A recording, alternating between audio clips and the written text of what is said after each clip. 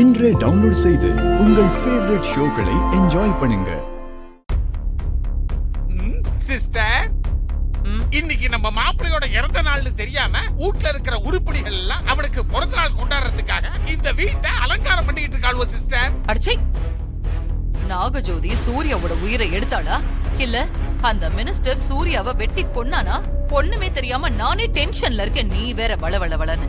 Okay okay, எல்லாமே நல்லதா தான் நடக்குது சிஸ்டர். நீங்க மாஸ்டர் பிளான்ல போட்டுருக்கீங்க. Cool sister, cool. ஐயோ,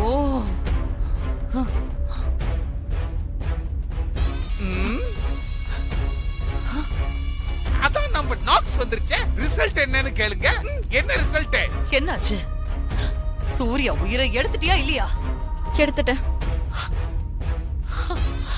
சூப்பர் சூப்பர் சிஸ்டர். அப்ப வைரம் உங்க கைக்கு கன்ஃபார்மா கிடைச்சிரும் சிஸ்டர். வைரம் இப்போதைக்கு கிடைக்காது.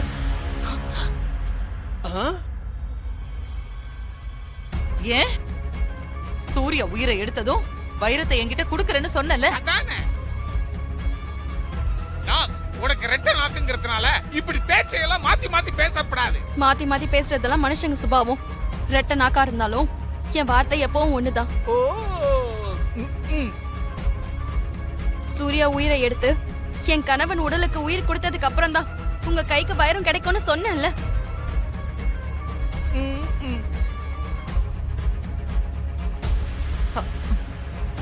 சரி, அதான் சூர்யா உயிரை நீ எடுத்துட்டல. உன் கணவனுக்கு அந்த உயிரை கொடுத்துட்டு அந்த வைரத்தை எனக்கு கொடுக்கலாம்ல. கொடுத்துற வேண்டியதானே நாக்ஸ். சூர்யா உயிரை நான் எடுத்துட்டேன். ஆனா அந்த உயிர் இப்ப என்கிட்ட இல்ல. உயிரு உன்கிட்ட இல்லையா? என்ன சொல்ற?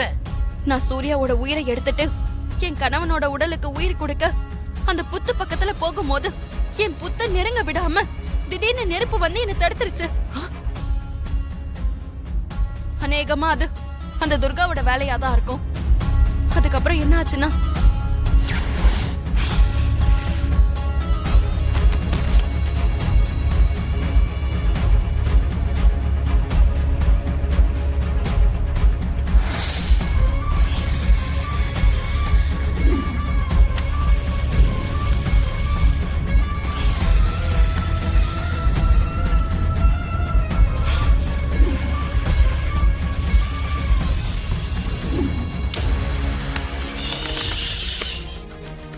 சுதன், அண்ணன் எப்படி அடிச்சேன்னு பார்த்தல. சூப்பர்டா.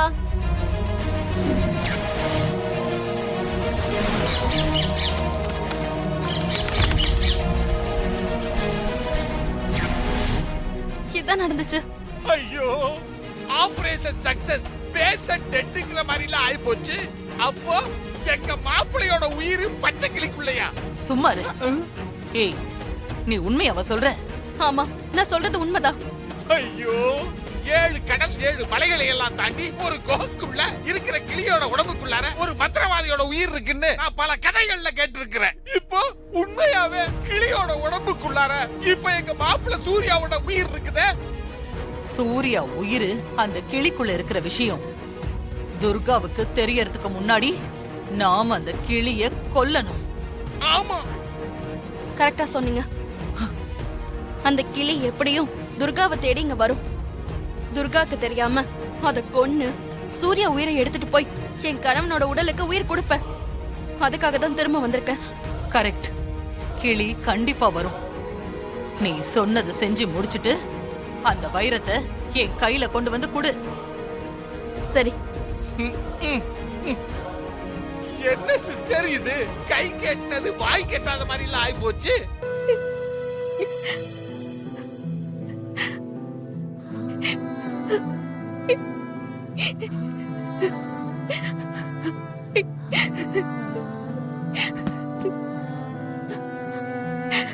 சூர்யா, சூர்யா,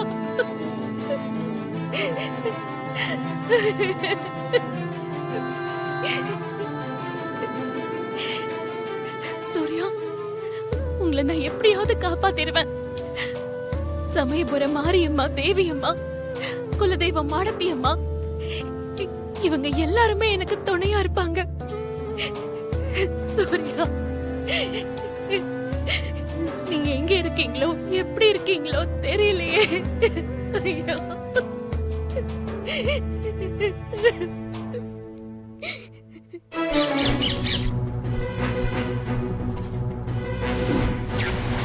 கடவுளே, எனக்கு ஏன் இந்த சோதனை?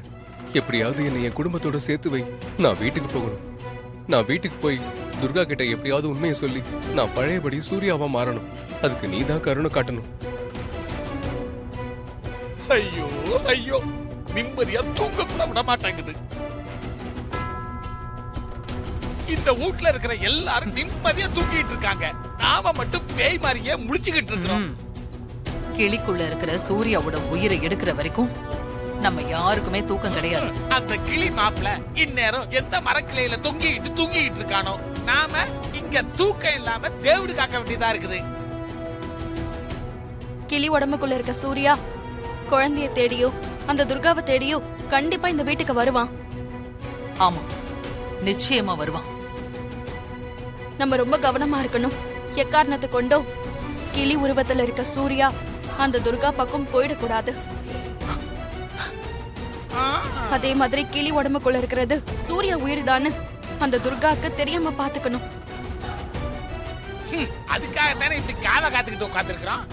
எப்படியாவது சூர்யா உயிர் இருக்கிற கிளிய கொன்னு அந்த உயிரை எடுத்துட்டு போய் என் கணவனுக்கு உயிர் தரணும்.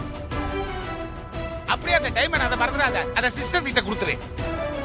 மறக்க மாட்டேன். என்ன அது மறக்க மாட்டேன்னு சொல்லிட்டு ஸ்னேக் கேர்ள் அப்படியே போகுது.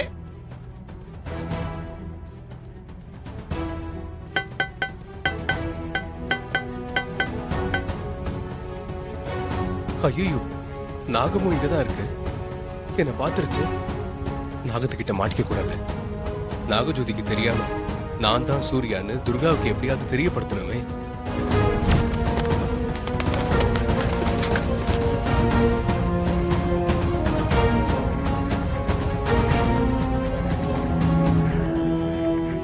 ஆவுன்னா உட்கார்ந்துகிட்டு யோசிக்க வேண்டியது. என்ன நாக்ஸ் இவ்வளவு டென்ஷன் ஆகுடியாரா?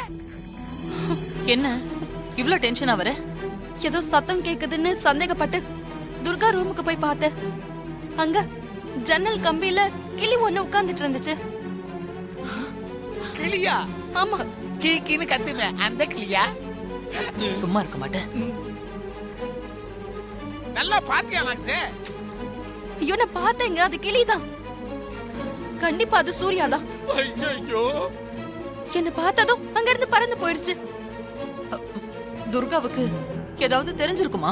அதுக்கு வாய்ப்பு இல்ல. ஜன்னல் கதவு எல்லாம் சாத்தி இருக்கு. அப்பாடா. துர்கா ஜன்னல் கதவை திறந்திருந்தா சூர்யா ஏதாவது ஒரு வகையில தன்னை அடையாளப்படுத்திக்க முயற்சி பண்ணிருப்பான்.